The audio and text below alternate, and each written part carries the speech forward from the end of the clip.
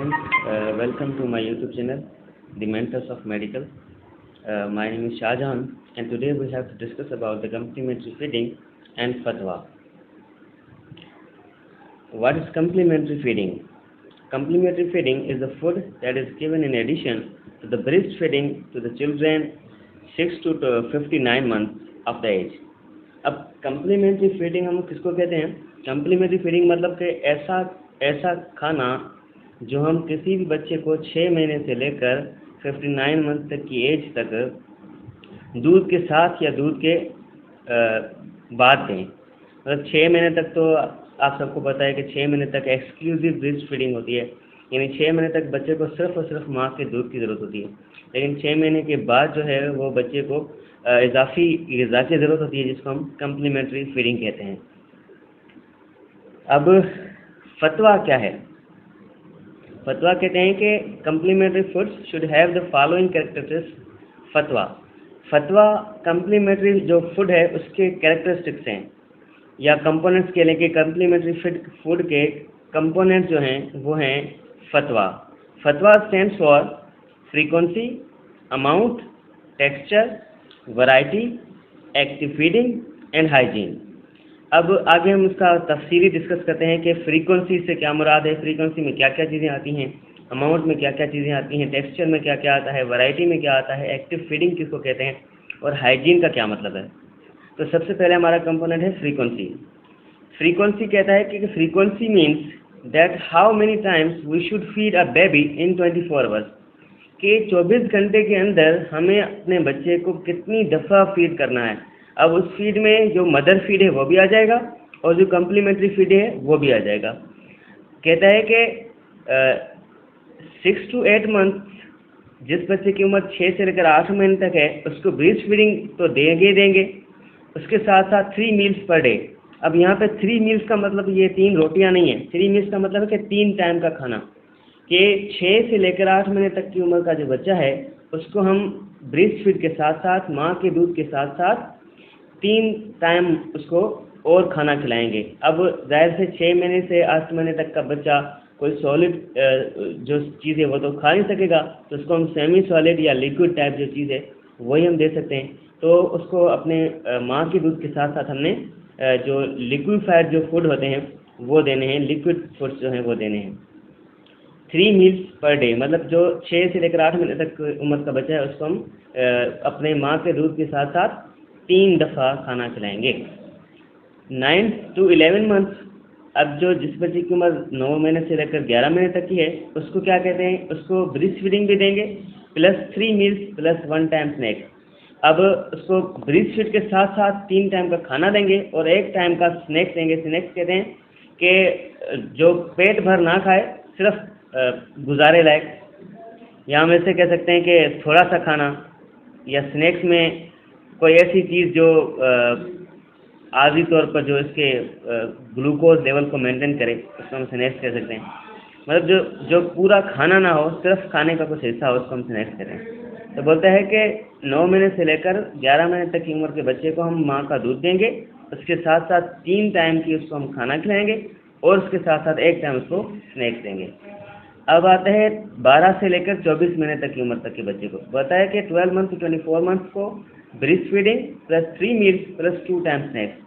अब जो 12 से 24 महीने तक का बच्चा है उसको हम ब्रेस्ट फीड भी कराएंगे और ब्रेस्ट फीड के साथ साथ 3 टाइम की खाना भी देंगे और उसके साथ साथ 2 टाइम उसको हम स्नैक्स देंगे।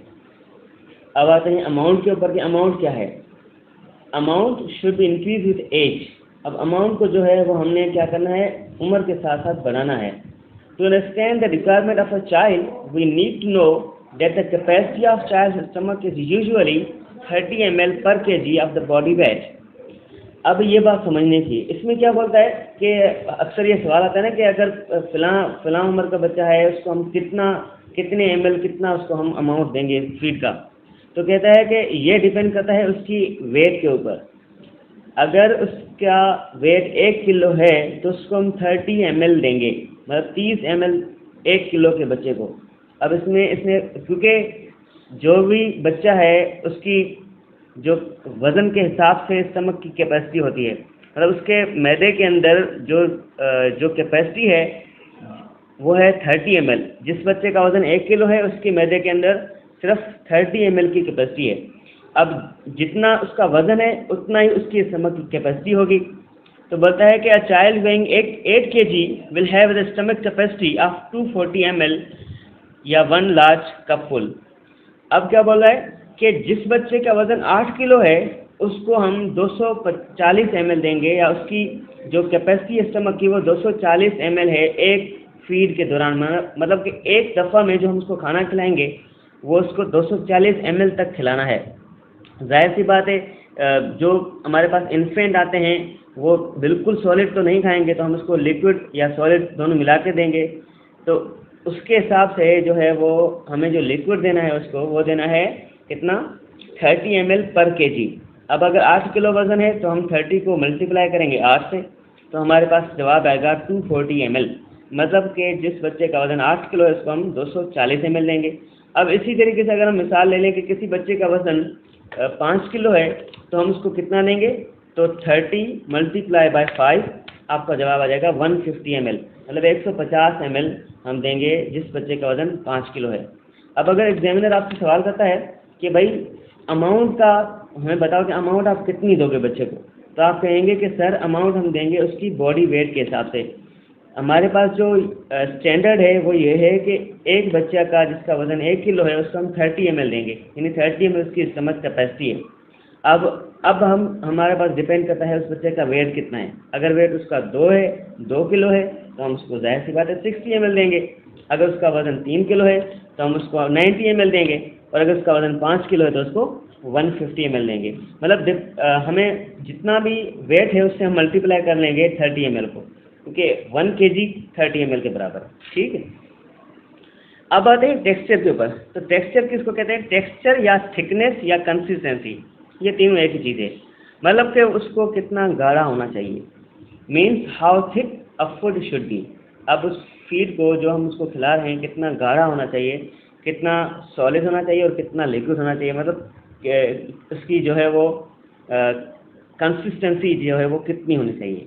तो कहता है कि as the baby gets older gradually increase the food consistency and diversity while taking into account the baby's needs and skills.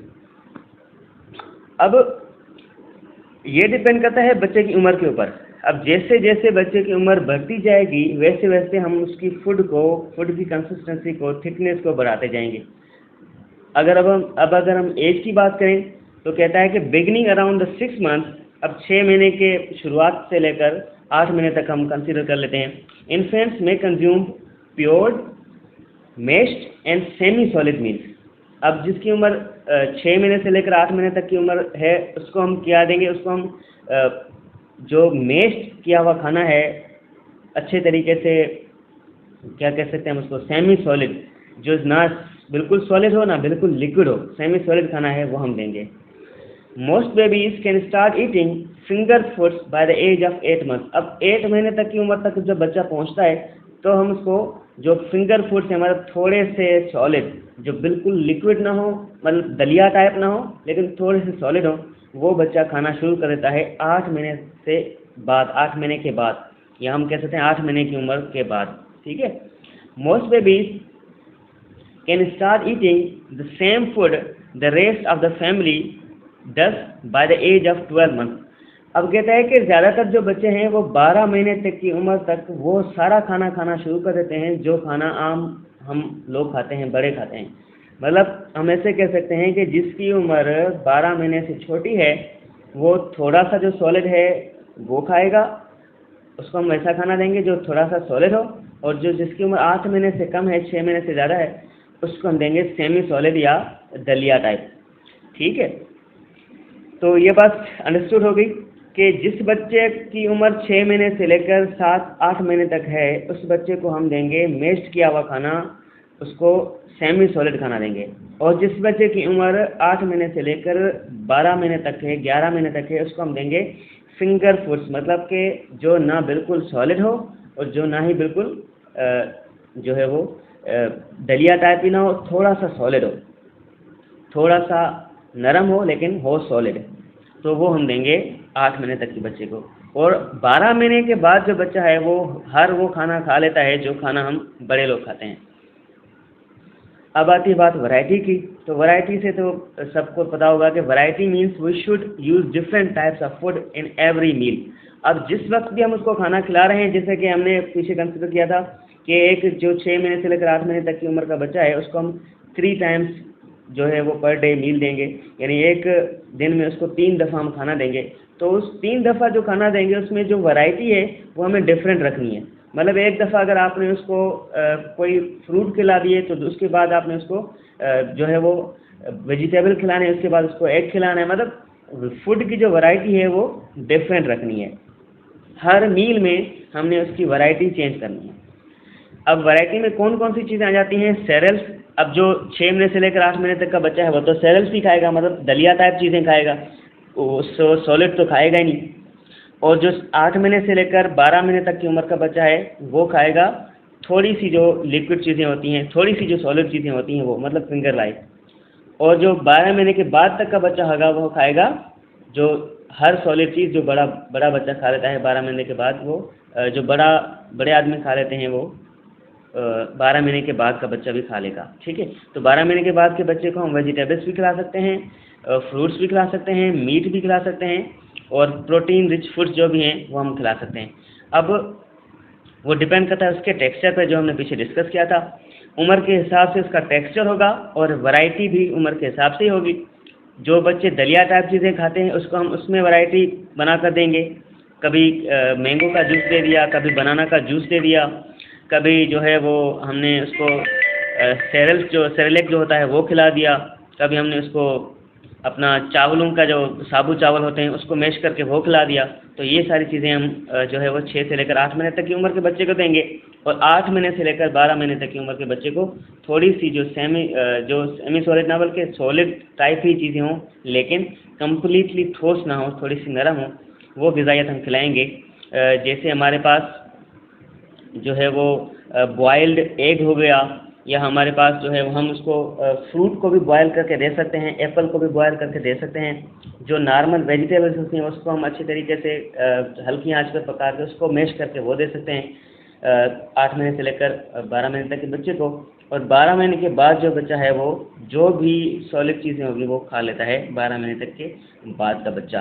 ठीक है, तो उसको हम देंगे जो है वो जो भी चीज़ हम लोग खाते हैं वो सारी, मतलब फ्रूट्स, वेजिटेबल्स, एग्स, प्रोटीन्स, गोश्त वगैरह सब कुछ 12 महीने तक के बाद के बच्चे भी। ठीक है, अब आते हैं एक्टिव फीडिंग। तो एक्टिव फीडिंग और responsive feeding is the learning your baby's cues for the hunger and for being full. अब ये थोड़ी समझने की बात है। एक्टिव फीडिंग किसको कहते हैं? कि ऐसी फीडिंग, एक्टिव फीडिंग का मतलब होता है कि रेस्पॉन्सिव फीडिंग, मतलब अपने बच्चे के जो क्यूज़ हैं, अपने बच्चे की जो उसकी वो जो निशानियाँ हमें देता है उसको समझना कि वो भूखा है या वो उसका पेट भरा हुआ है, उसको समझकर उसके मुताबिक अपना फैसला करना कि उसको हमने क्या खिलाना है, कैसे खिलाना है, उसको हम कहते हैं active feeding. And responding appropriately to the cues. अब ये वही बात होगी कि जो ये समझना कि वो क्यू कौन सा दे रहा है, वो भूखा है या उसका पेट भरा हुआ है, उसके मुताबिक हमने उसको रेस्पॉन्ड करना है, उसको हम कहते हैं active feeding. There are some signs that a baby might be hungry. अब अगर बच्चा भूखा होगा तो वो कुछ ऐसी निशानियां देगा। क्या करेगा? She puts her hands in are near her mouth.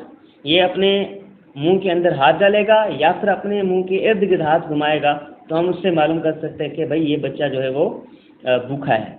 She makes sucking noises, और वो अपने मुंह को ऐसे हिलाएगा जैसे वो कोई चीज़ सक कर रहा हो, तो उससे भी हम कंसीडर कर सकते हैं कि ये भाई ये बच्चा भूखा है। अब आती है बात हाइजीन की। तो हाइजीन का मतलब होता है सफाई सुथराई। अब फूड के अंदर, न्यूट्रिशन के अंदर हाइजीन का क्या मतलब होता है? Hygiene means to make food and yourself neat and clean, कि अपने आप को और खाने को साफ सुथरा बनाने को हम कहते हैं hygiene. Hygiene it ensures that the food being eaten is safe for consumption. ये हमें यकीन दिलाता है हाइजीन के हमारा जो फूड है वो कंजप्शन के लिए बिल्कुल सेफ है, बिल्कुल महफूज है। पुअर हाइजीन व्हेन हैंडलिंग और eating food can lead to the harmful speed of germs which can cause the food borne disease. अब जैसा सबको पता है कि जो खाने के साथ जो हम पुअर हाइजीन का इस्तेमाल करते हैं, मतलब सफाई सुथराई अगर सही नहीं होगी तो वो खाना जो है वो हमारे साथ अपने साथ काफ़ी किस्म के जरासीम ला सकता है, जो खाने से होने वाली बीमारियां हैं वो भी काज कर सकते हैं, जैसे डायरिया हो गया, हेपेटाइटिस हो गया, या और बहुत सारी बीमारियां हैं जो खाने से हो सकती हैं।